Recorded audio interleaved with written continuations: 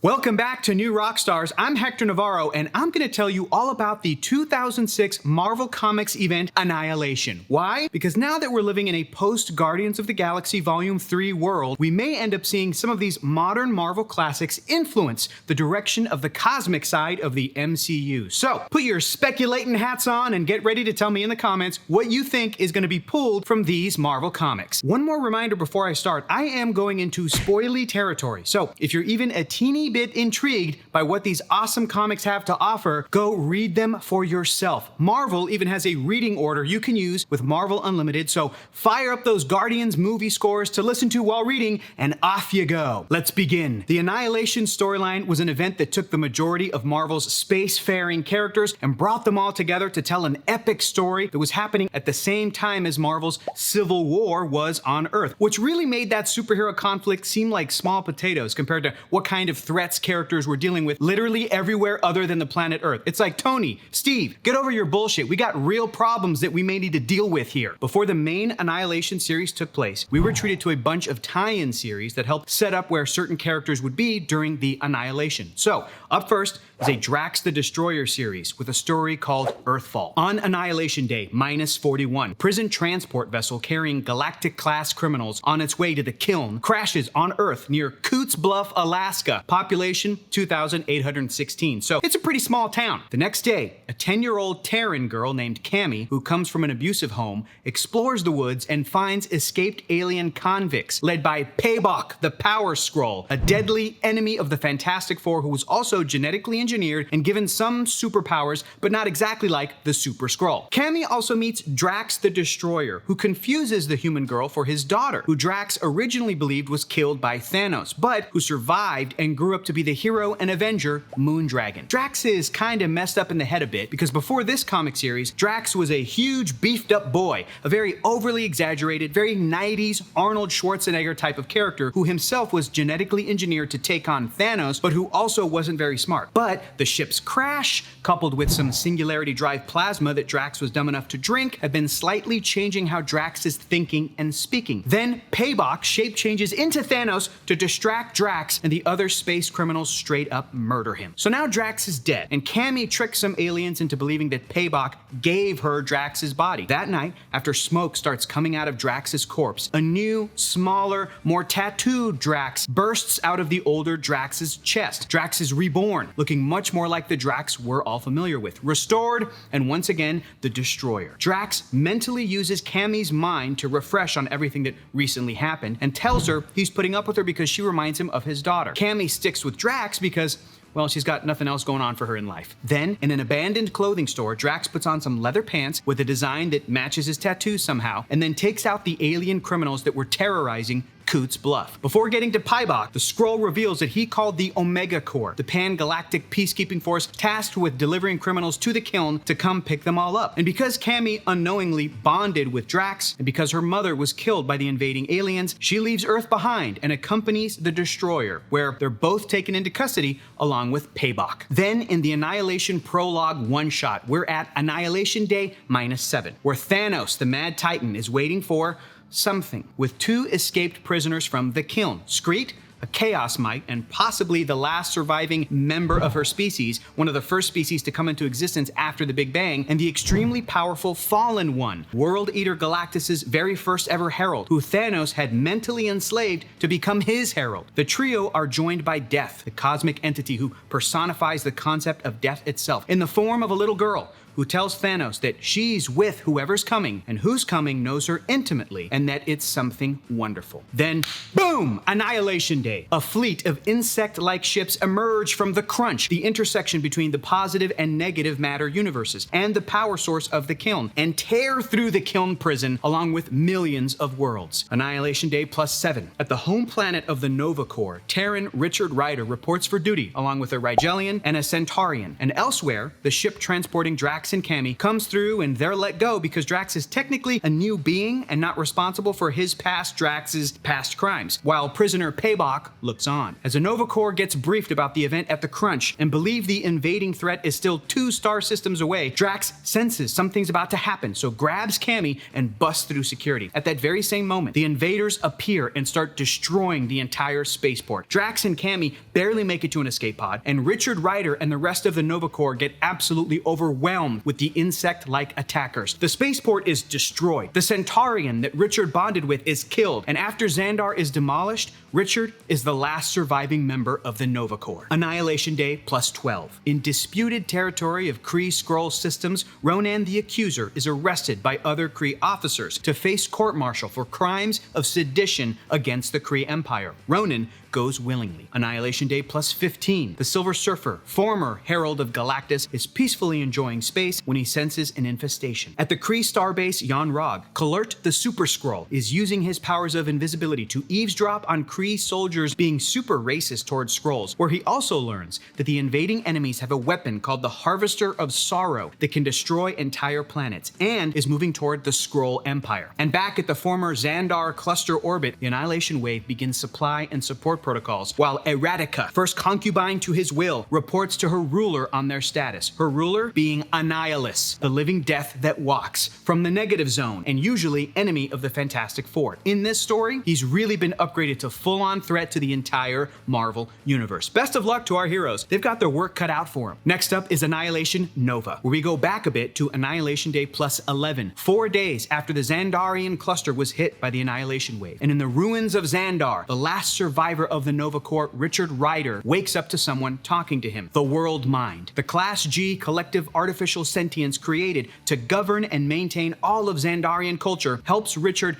barely survive fighting off a few of Annihilus's bug alien troops, and then leads Richard to the hub where the World Mind is physically located. In order to preserve Xandarian culture after their extinction and to best assist with the threat of Annihilus, the World Mind asks Richard to download its entire self, as well as the cosmic power source called the Nova Force, into Richard's mind and body, because only a Nova can, and he's the last one. Richard allows it, gets a kick-ass new suit upgrade to help him become Nova Prime, and then takes his frustration out on the nearby Annihilation Wave, testing his increased power levels and losing control. Even Annihilus on his command ship feels it. Richard crashes onto the ruins of Xandar, and he runs into Drax and Cammy. Richard then reluctantly takes them with him as he tries to find a ship off of Xandar while avoiding using his new powers for fear of losing control like he did. Drax fights off some bugs while Richard tries to take Cammy to safety. Then Richard throws Drax his helmet/hat, and Drax converses with the World Mind, agreeing to help Richard learn focus and self-control. The trio finds a Nova ship to escape in, and Richard attempts to open a Stargate inside Xandar's atmosphere, which would normally destroy the world, but it's already been destroyed, so they pull it off and escape to a planet 9 light years away. Their ship's breaking apart, but they're rescued by Terran hero, wielder of the quantum bands, and former Avenger, Quasar. Richard Rider tells Quasar that Xandar's been destroyed, and he's the last Nova left. Quasar tells Richard he's trying to help in evacuating this planet full of 18.6 million colonists and could use his help. Drax tells Quasar that Richard is loaded, has the entire Nova Force downloaded into him, but that he's unsure of using his powers. Drax also tells Cammy that they're sticking close to Nova, where it's smart to be near that much power because of what's coming. And just moments after evacuation efforts get underway with some helpful assistance, an advanced scout of the Annihilation Wave arrives and starts attacking. Quasar immediately flies into action, and Nova gets his head in the game to follow. Richard then attempts an upper magnitude Stargate to help evacuate all the colonists at once. 2.7 light years away, Annihilus once again feels that gravimetric event and heads to the source of that power. As the refugees are making their way through, Annihilus's flagship arrives and punches through a colonist convoy ship, with Drax recognizing Annihilus and Quasar and Nova being scattered. Quasar tries to get him to back off, but Nova is dead set on hitting the Annihilation Wave head on. And with the World Mind helping him, well, Nova is a force to be reckoned with. It's seriously epic. And then, right when we think Richard might take a hit, Quasar arrives to back him up, and it is awesome. Guys, you gotta read these comics. I'm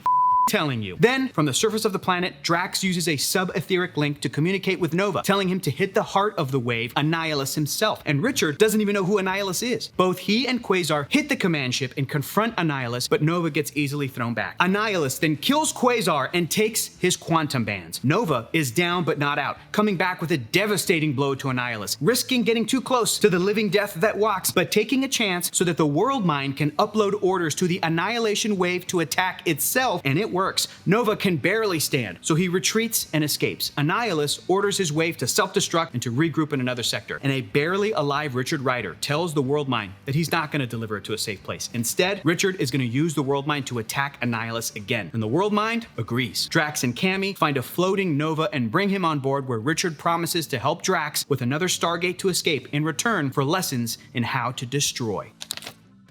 One-shot energy, huh? Okay, I'll try it. Oh yeah.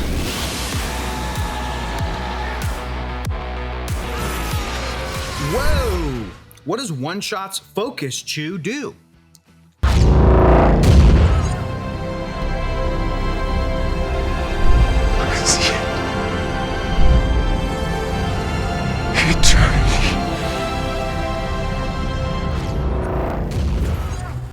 Whoa.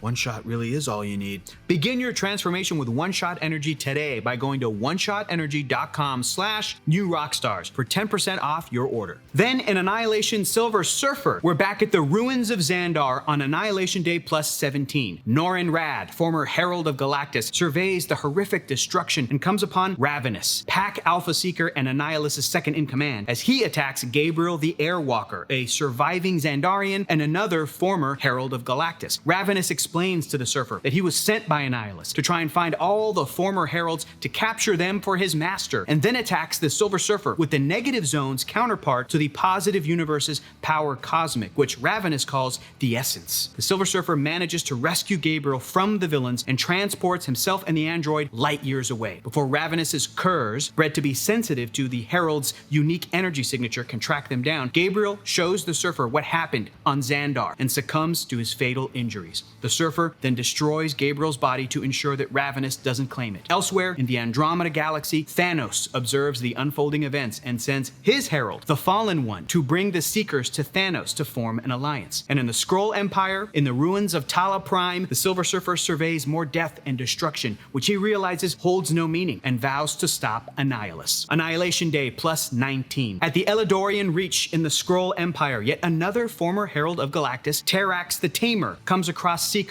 sent to capture him. 7 light years away, the Silver Surfer makes his way through another Skrull world destroyed by the wave. He only finds one survivor and promises to take him to safety. On Annihilus' command ship, Ravenous brings Thanos of Titan to meet with his master, where Annihilus explains to Thanos that he's invaded the positive matter universe because his negative matter universe is dying. The positive matter universe is expanding into the negative zone, so Annihilus is taking back what he believes is rightfully his. Back with the Silver Surfer, Seekers arrive to try and capture him when 2 more former heralds, Xandarian generator of cosmic flame Firelord and wielder of 2 cosmic swords Redshift, show up and kill the Seekers against the pacifist Surfer's wishes. Meanwhile, in the Badoon hegemony, Galactus tells his current herald, Stardust, that he senses a universal imbalance. The Surfer, Firelord, and Redshift agree to take the survivor to safe routes, while Terrax has been captured by the wave, and Thanos tells Skreet he's only allying with Annihilus for as long as he feels like it. Classic Thanos, that bastard. Classic Thanos. Annihilation Day +20. Fallen One heads back to the ruins of the Kiln, sent by Thanos to see if a former potential threat is dead or alive, when he gets taken by Tenebrous and Aegis, terrible giant beings with power on par with Galactus, who countless millennia ago were imprisoned by Galactus himself inside the Kiln prison, and who were set free on Annihilation Day. The beings can smell Galactus' energy on the Fallen One and plan to question him to get revenge on their imprisoner. Many galaxies away, after the former heralds deliver the sole survivor to safety, Galactus' current herald, Stardust, a cosmic being made up of cosmic energy, appears and tells the Surfer that Galactus requests his presence. The Surfer agrees and heads to Galactus, questioning why the World Eater would only request his presence and not demand, making the Surfer think that Galactus is desperate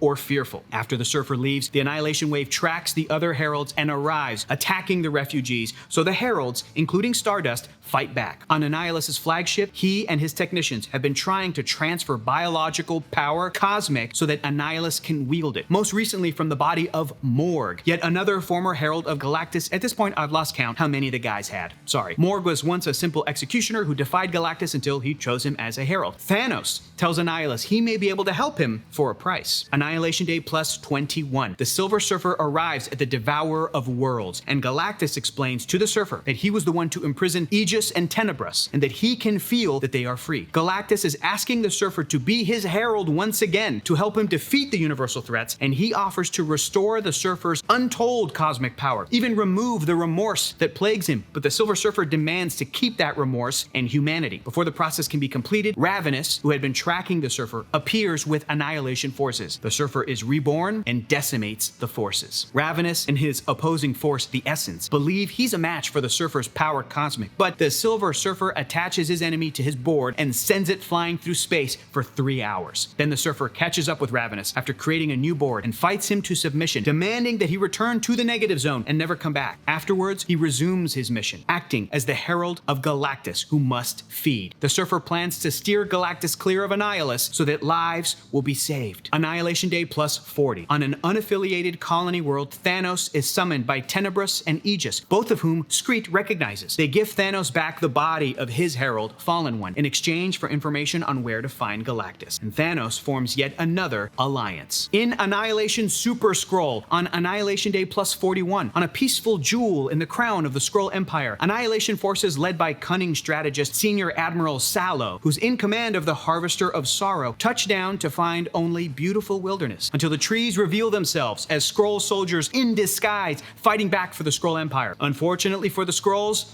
they're no match for the power of the Annihilation Wave. But fortunately for them, Kalurt, the Super Skrull, is there, and he is a match for the Annihilation's forces. Admiral Sallow then deploys the Harvester, an energy being that can break down an entire planet into its basic organic elements, killing everyone on the surface, Annihilation forces included, except for Kalurt, who uses his powers to escape. Annihilation Day plus 46. After days of hard flight, Kalurt found himself on the bridge of a Skrull dreadnought, led by one of the many warlords who now control the remnants of the Skrull Empire, Baroness Sabak. Kalurt asked for assistance in taking down the Harvester of Sorrow, but Sabak refused, not wanting to risk her position on what she considered a suicide mission. She then insulted Kalurt, pointing out his many failures against Earth's heroes. Kalurt couldn't keep his anger in check, so he attacks the Baroness and is forced to flee the ship and fight off a Skrull armada single-handedly. Fully expecting to be killed, Kalurt is surprised when he's rescued by a young Skrull mechanic and engineer named Rakin, who's idolized the Super Skrull his whole life, after his father fought alongside Kalurt in the Battle of Harkoon. Then the Baroness broadcasts a fleet-wide transmission, putting a bounty of 3 million golden Zalax on the Super Skrull's head. That's a lot of Zalax! Kalurt tells Rakin they're gonna put a team together to stop the Harvester before it can get to the Skrull capital, where Kalurt's son currently lives. And who are they gonna recruit? Can't be from the Skrull Empire, so it's gonna have to be from the Negative Zone itself. Annihilation Day plus 47. The easier way to go to the Negative Zone is to go to Earth and to the Baxter Building, and to find Reed Richards, who throws up some defensive measures but actually listens to Kalurt and his plan. Mr. Fantastic agrees to help, and the Super Skrull and Rakin head into Annihilus's home dimension. Annihilation Day plus 48. Kalurt and Rakin commandeer a vessel in the Negative Zone, throwing its 6 innocent passengers out of the ship. Annihilation Day plus 52. Rakin witnesses Kalurt torture and kill beings in the Negative Zone to obtain information about the Harvester, even killing the being who told Kalurt the location of the scientist who built it and who may know how to destroy it. Rakin confronts the Super Skrull about his honor, and Kalurt gets defensive, explaining that he's doing what needs to be done, just like Rakin's father, who died at the Battle of Harkoon. Annihilation Day plus 55. Kalurt and Rakin head to a prison planetoid where the scientist who built the Harvester of Sorrow is in charge, and the Super Skrull tears through their defenses, eventually taking out all the Negative Zone aliens defending this scientist. Kalurt demands that he reveal how to stop the Harvester, to which the alien replies that he can design a virus to kill it, as the Harvester is a living thing. And before Kalurt can take his captive away, he's interrupted by some of the prison's inmates looking for revenge on their jailer, including the multiplying when hit super strong Preek and the luminous and powerful android Praxagora, the last of her kind. After a brief fight, Kalurt convinces the convicts to become his army in his fight against Annihilus. Annihilation Day plus 65. Rakin lets Kalurt know that he doesn't have enough manpower to finish a portal built to Reed Richards' specifications to escape the Negative Zone and intercept the Harvester of Sorrow back in the positive matter universe. Kalurt then strikes strikes Preek enough times to multiply enough manpower. Annihilation Day plus 66. Kalert kills the scientist once the virus is complete. He then delivers a speech to his assembled army of freed prison inmates, and even grants Rakin's request to pilot the ship that will deliver the killing blow to the Harvester. Kalert later tells Praxagora why he wants to save the Skrull planet he chose to save, Zaragsna. It's because his son lives there, and he now understands his honor for the Empire isn't as important as the honor for his son and family. Praxagora makes a move on Kalert, and he rejects her. Ugh, sorry girl.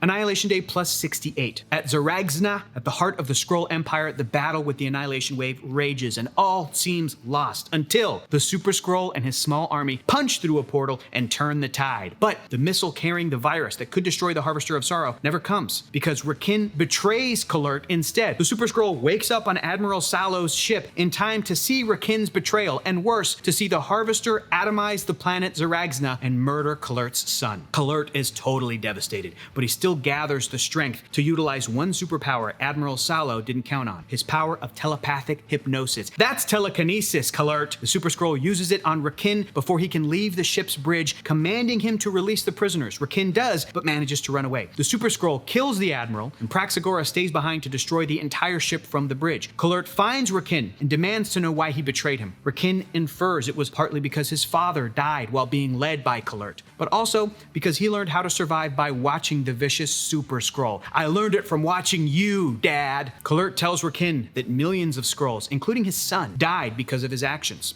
so he burns off his limbs and leaves him to die. Praxagora witnesses her fellow prisoner, who she loved like a brother, Preek, and all his duplicates finally die at the hands of the Annihilation drones. Before Praxagora is killed as well, Kalert arrives in time to save her. They fight their way to the bowels of the Harvester, where Praxagora intends to release the infinite amounts of heat inside of her, the power of the singularity, to destroy the ship. But the Super Skrull instead doesn't let her make the sacrifice for his cause, so he absorbs her infinite heat with his powers, kisses her, and leaves her the strength to find an escape pod. Annihilation Day plus 7,300. In the Skrull system, on New Zaragsna, 20 years since Kalert sacrificed himself, we see that Praxagora is recounting the tale of the heroic Super Skrull as children listen on and the crowd chants, Kalert, Kalert, Kalert. In Annihilation Ronin, we catch up with Ronin, the former accuser, on Annihilation Day plus 88, months after his trial, since he's been on the run from Kree authority, seeking those who testified against him. On a planet in the Kree system, Ronin is still accusing, passing judgment on a murderer by sentencing him to trial by combat with velociraptors, which is a great example of why comic books rule. Ronin later hears from his contact with this murderer, who was leader of his clan, gone, a power vacuum was left behind, and rioting has already begun for leadership of that clan. Ronin doesn't care, because he was only on that planet to track down a witness in his trial, a Rigelian named Tana Nile, who once spent time on Earth disguised as a human, as Jane Foster's roommate, as Tana was helping to select planets to absorb into the Rigelian Empire. Once he gets the info he needs, Ronin heads back to his ship through some riots, but they're no sweat for him. We flash back to Ronin's trial on Annihilation Day plus 29, where Tana testifies and claims Ronin was colluding to overthrow the heads of the Kree Empire to help parts of the Kree Empire be absorbed into the Skrull Empire. Back in the present, on Annihilation Day plus 95, Ronin lands on a planet called Godthab Omega and finds his old friend, the brilliant cybergeneticist Korath the Pursuer. Korath has been living in exile, the remnants of the Kree Star Force, and he never believed the rumors of Ronan betraying the Empire. Suddenly, their meal is interrupted by an explosion, and two warrior women appear, the super strong owner of living armor, Stellaris, and the adopted daughter of Thanos, the cybernetic scourge, Nebula. And then, on Mount Virago, we see the deadliest woman in the universe, Gamora, as she promises to break Ronin. Across the hemisphere, in the township of Abyss, an enhanced warrior determined to bring about galactic peace, Devos, the Devastator, confronts Talos, the Untamed, a Skrull born without the ability to shape change, who later became cybernetically enhanced, while a mysterious hooded being watches on. Back to the fight with Ronin and the warrior women, the former accuser is able to take down Stellaris and Nebula, and Korath later explains their leader, Gamora, may now take matters into her own hands. On Mount Virago, Nebula tells Gamora how Ronin bested Stellaris and her in combat, and then Tana Nile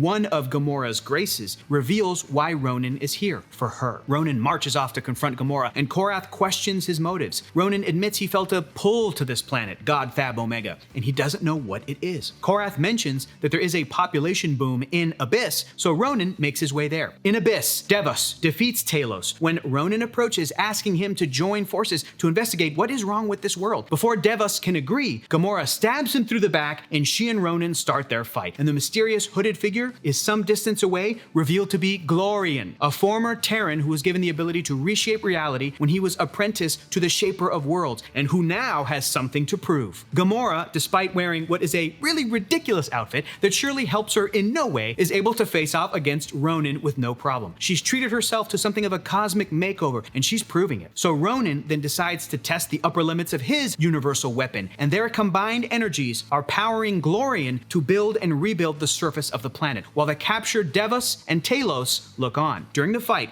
Ronan is really feeling himself and declares that he is now Ronan the Free, and then Gamora introduces her friend, the Godslayer. The battle rages on until Ronan remembers his need to clear his name, delaying the fight enough for Korath to rescue his friend. Korath also tells Ronan of a massive invasion force heading for the Kree Empire that he learned of from Ronan's prior contact, and that Ronan is needed by his people. Ronan agrees, but before they can make plans to head to Hala, the Annihilation Wave arrives on God Thab Omega. Annihilation Day plus 99. For 4 days, the Annihilation Wave has been destroying every corner of the planet, but Ronan believes the unseen puppeteer, Glorian, can be made to turn his attention on the invaders instead of the powerful denizens of the galaxy that he's been drawing in to use in his reality reshaping. And almost as soon as Ronan locates Glorian, Eradika, first concubine to Annihilus, attacks Ronan, bringing them both into Glorian's hideout. With Eradika fighting the new Shaper of Worlds, Ronan recruits Devos and Talos to his cause. Gamora, meanwhile, makes it back to Mount Virago, sensing that even her anger and emotions have been manipulated by Glorian,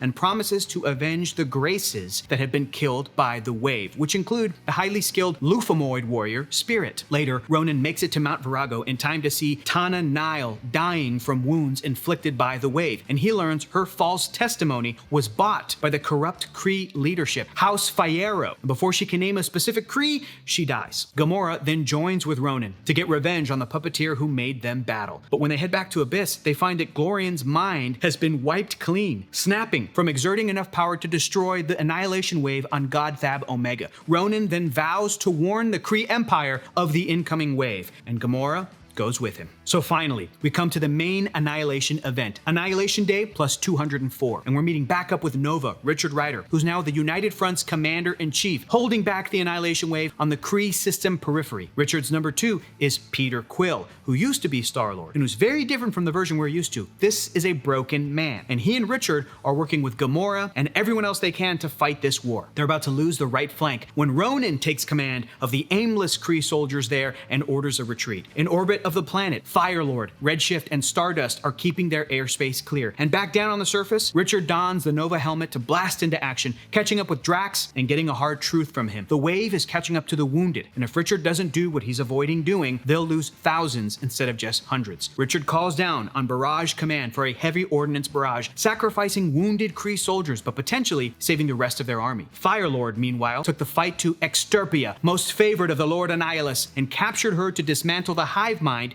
of the Annihilation Wave, but made himself vulnerable to attack. 4 hours later, Richard is briefed on what went down. While on Annihilus's flagship, Thanos reveals he has enough to successfully determine how to transfer biological power cosmic. Annihilus orders him to do so, and in front of his 2 remaining queens, Extermina and Eradika, orders Ravenous to kill the remaining heralds, not capture them. Annihilation Day plus 206. Nova and Gamora are sleeping with each other, and Richard doesn't know how it happened, but he's glad it did. He leaves his bed to talk to Peter Quill, who tells him Firelord might be dead. The Shi'ar are staying out of this universal conflict, and the Badoon are keeping their heads down too. Drax admits to Cammy that the only reason he's fighting in the war is to get at Thanos. And while Richard and Peter visit their captive, Queen Extirpia, she reveals that while they were fighting here, elsewhere, the Silver Surfer and Galactus were attacked by Aegis and Tenebris, and one of the scariest sentences in the Marvel Universe is uttered: Galactus has fallen. Thanos, with Skreet, was there to pick up the pieces, and now we know what he meant when he said he had enough to study the power cosmic. He has Galactus, y'all. Not good. Annihilation Day plus 212. Cammy finds Drax after he tried to lose the Terran girl for the 12th time, but Cammy's too smart for that. Another person also finally locates Drax, the genetically engineered Kree hero and newest holder of the mantle of Captain Marvel, Phyla Vel, who tells Drax that her girlfriend and his daughter, Moondragon, was taken captive by Thanos. Cammy says she thought Drax's daughter died, and Drax explains that his daughter Heather was killed, but she was reborn as Moondragon. While paying respects to her late father, the hero Mar-Vell, Phyla and Moondragon were attacked by Thanos and Skreet.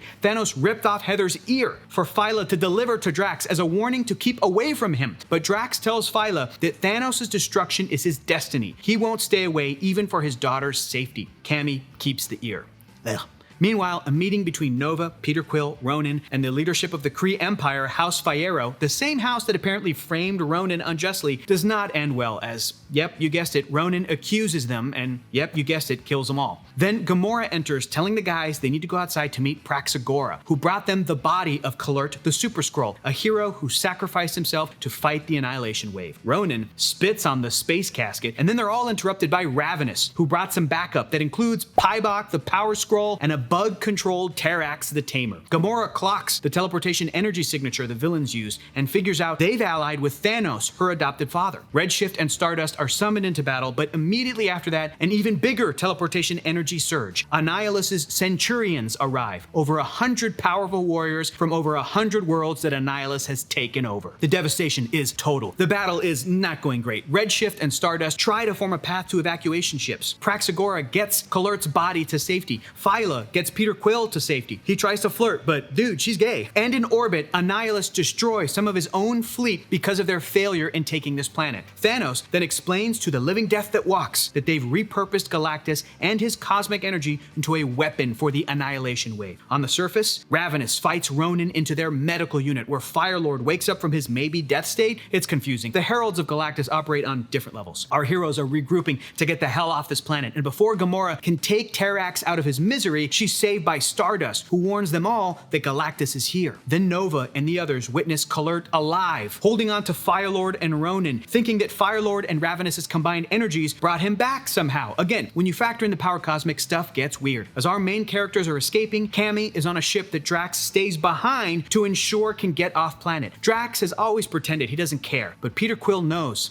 He did it for Cammy. Galactus's energy is then used to destroy the planet, but Stardust and Redshift did as much as they could to postpone that destruction. They're presumed dead. So is Drax. And the remnants of the United Front reconvene near Earth, where heroes are currently fighting in a civil war, so they aren't even united for when the Annihilation Wave is calculated to arrive in 3 months. Ronan, with the Super Skrull and Praxagora, wants to take down House Fierro of the Kree on their own. Gamora cuts the rest of the Alliance loose because there is no alliance. They lost. She's pivoting to guerrilla tactics, probably for the rest of her life, which she's okay with. And Richard Rider, he's gonna try and assassinate Annihilus all by himself. Annihilation Day, plus 218. Drax has been killing his way through the Annihilation Wave, sneaking on board their ships and taking out their forces one bug at a time, all to get to Thanos, his destiny. Annihilation Day, plus 220. Thanos explains to Annihilus the process of drawing cosmic energy from dead planets the wave destroys, while barely keeping Galactus alive and the Surfer in stasis, and Annihilus demands to siphon all of it and leave none for the Devourer of Worlds and his Herald. After he leaves, a close-by Moondragon, suffering from the same control bugs that were taking over Terrax, reveals to Thanos that Annihilus considers him a lackey, and Thanos doesn't care. Moondragon then shows Thanos the inside of Annihilus's mind, and it proves that he's planning to wipe out both universes, this one and the Negative Zone, to rule all alone and in peace. He's turned Galactus into a cosmic bomb,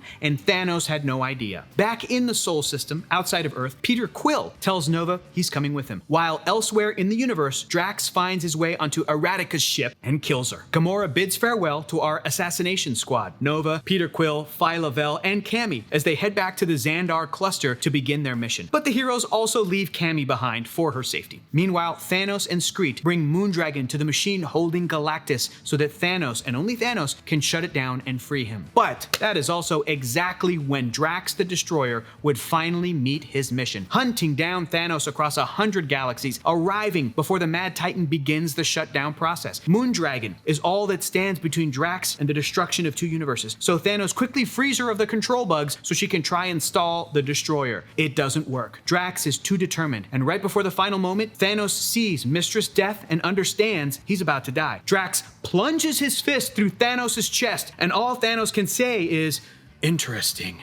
On a Kree-fringed system, the remains of the United Front are getting help from Annihilus' former partner in crime, Blastar, who gives Nova coordinates to Annihilus' flagship. Moondragon tells Drax how badly he messed up, so he asks her to use her mental powers to stave off the wave's forces while he frees the Silver Surfer, the only other being with enough power to pull off what Thanos was trying to do. And the Zenlavian does it, frees his master, and Galactus is pissed. And on Hala, the capital planet of the Kree Empire, Ronan, Kalurt, and Praxagora have been fighting their way to the leaders of the Empire, the corrupt House Fiero. And the Super Skrull has maybe been enjoying killing Kree soldiers a little too much. Suddenly, Annihilus' Centurions arrive, proving that House Fiero has allied with the Annihilation Wave. Our righteous heroes eventually make it into the complex where they face off against Ravenous and his curs. It's an epic battle involving all, but eventually Ronan accuses Ravenous of crimes against the Kree Empire and finds him guilty. Loyal Kree soldiers round up the Kree traitors who thought they were doing the right thing, allying with Annihilus to spare their empire. Ronan finds them guilty and kills them. Then Ronan makes his way into the chambers of the Supreme Intelligence, who House Fiero had placed in a living death, not alive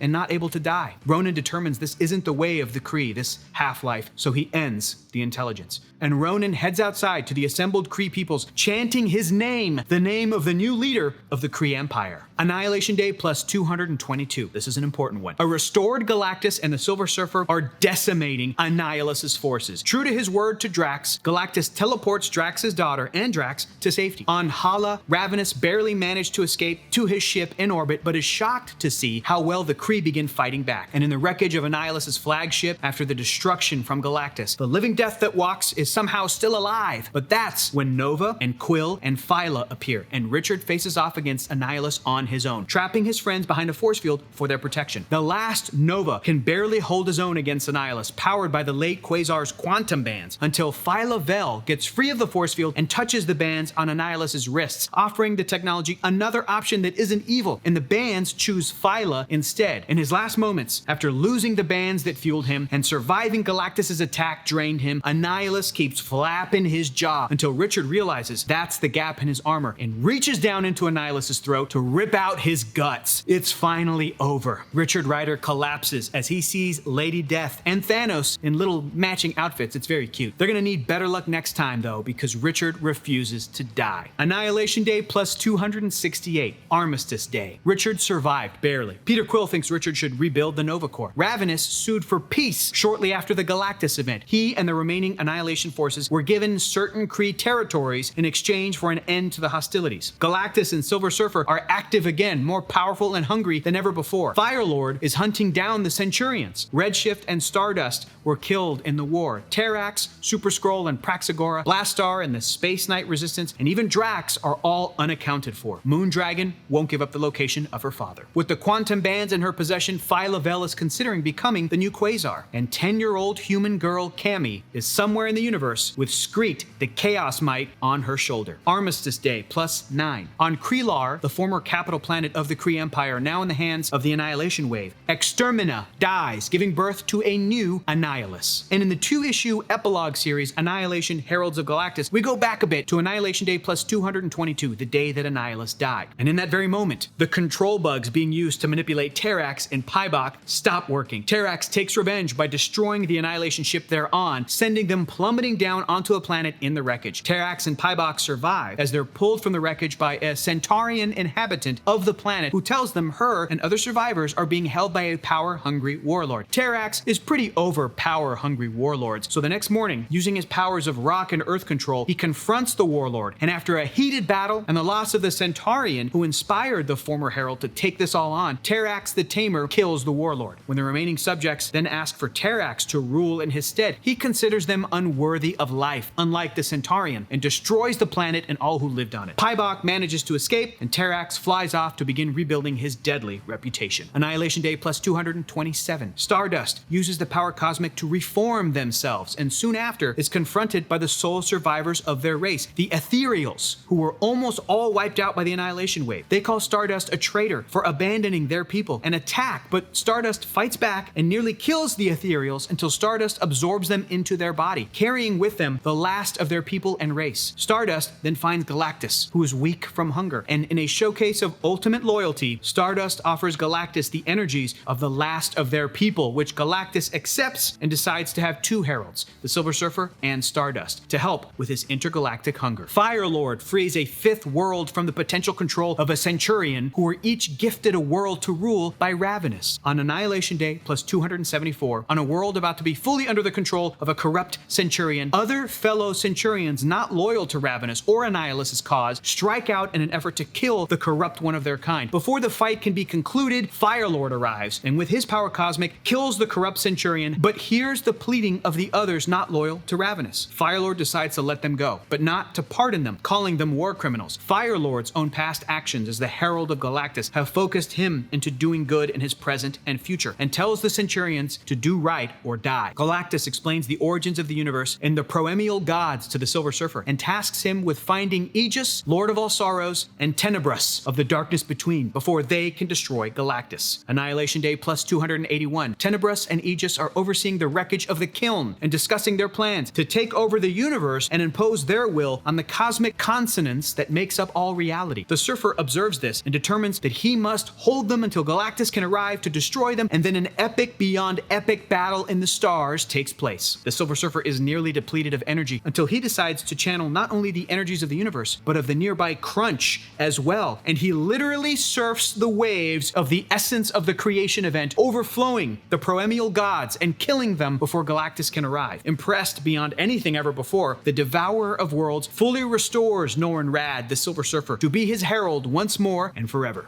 Phew! But that's not all. There's an entire sequel called Annihilation Conquest that comes after this, and instead of Annihilus, it's led by the Avengers' longtime robotic foe, Ultron. In space? Yep. Comment below if you'd like me to break that one down for you too. The Annihilation made quite an impact on the Marvel Comics universe, and there was even a new series of books called Annihilation Scourge that came out in 2019, and another called The Last Annihilation in 2021. So odds are good that this cosmic-focused event will end up inspiring the future of the Marvel Cinematic Universe. As for how specifically, well, that's up to you to speculate. Thanks again for letting me talk comics.